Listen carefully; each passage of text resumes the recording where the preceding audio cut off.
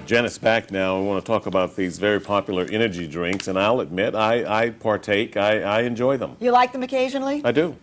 But they're really popular among the younger set, especially. Very, very big items for young people, especially the caffeine content. I mean, that's the big thing. It's well over what you get in a cup of coffee, but that's not all. There's also alcohol in many of those energy drinks, the same drinks a lot of people under the drinking age are consuming these days, and sales of these drinks are huge, 3.2 billion.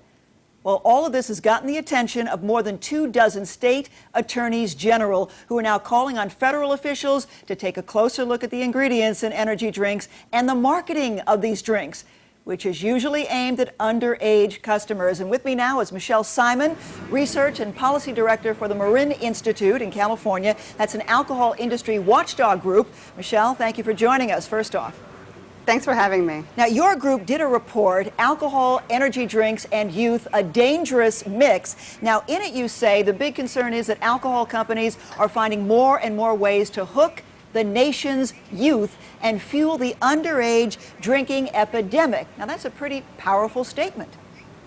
Yes, well, we undertook this report because we were very concerned about the growing popularity of energy drinks among youth, and now realizing that the alcohol industry is capitalizing on this popularity by creating alcoholic versions of these energy drinks. So that was our first impetus for the concern, and then realizing we had a potential health and safety problem on our hands by combining these two addictive ingredients. Now, what about the packaging? I know you have a problem with that as well. You say it's tough to tell the difference between the drinks with alcohol and those without. So is the marketing intentionally deceptive?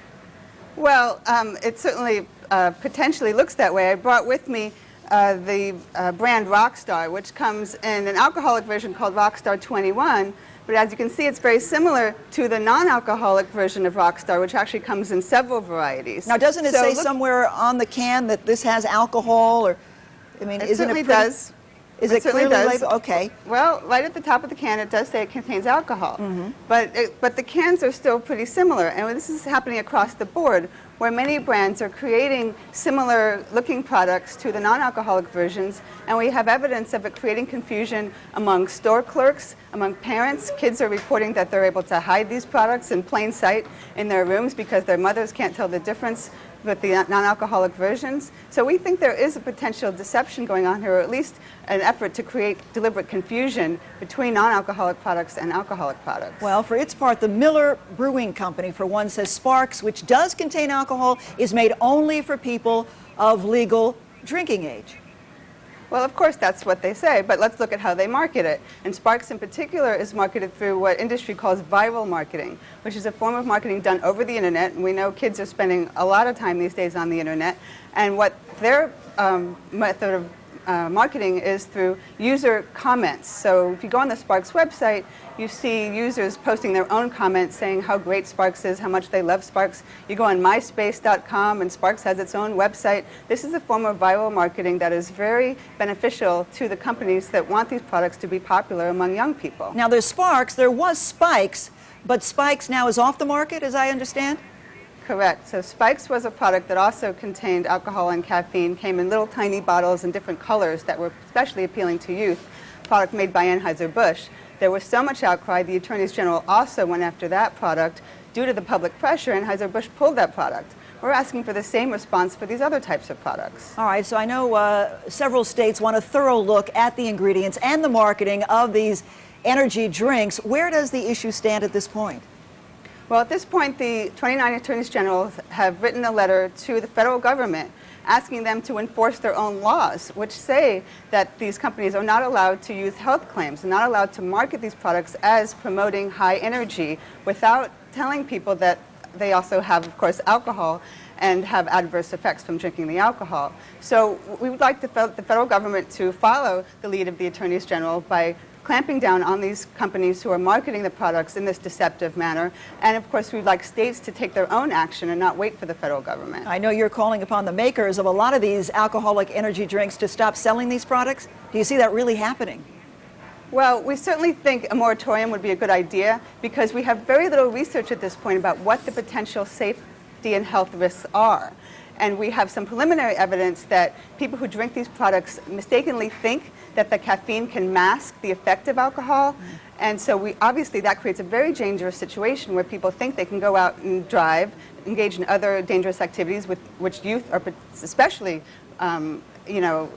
prone to engage in. And so we say, let's take a look at the potential safety hazards here before going ahead and continuing to market these products irresponsibly. All right, thank you so much, Michelle Simon from the Marin Institute in Northern California. Thank you very much for that. Thank you for having me. Yeah. So it really is an important issue. When you look at some of the numbers here, 500 new energy drink products were introduced worldwide in 2006. Energy drink sales, as I mentioned, generate about $3.2 billion a year, and 31% of 12 to 17-year-olds are regular consumers versus 22% of 25 to 34-year-olds. Well, while you were doing that interview, I was doing some studious reading here, and we have the Rockstar energy drink. Just happen to have this one, not that we're singling it out. Right. This one's sugar-free. And you talked about worldwide appeal. It says right here from San Francisco to Tel Aviv, Amsterdam, Milan, Hong Kong, and you can just see it goes over and over and over. But the key is this one does not contain alcohol. But it's got 80 milligrams of caffeine in it. Yeah, it's the caffeine is huge, the content. I mean, it's well over, as I said, a cup of coffee. It's probably more like 5 or 6 cups of coffee, equal to. So you get that jolt, and you have to be careful about how much you consume of these products. Bigger, faster, stronger. Party like a rock star. Good marketing. And people are buying that's for sure, but especially you have to be careful when it comes to underage drinkers. They need to know what's in these cans, and their parents need to be aware. All right, good stuff, Jay-Z.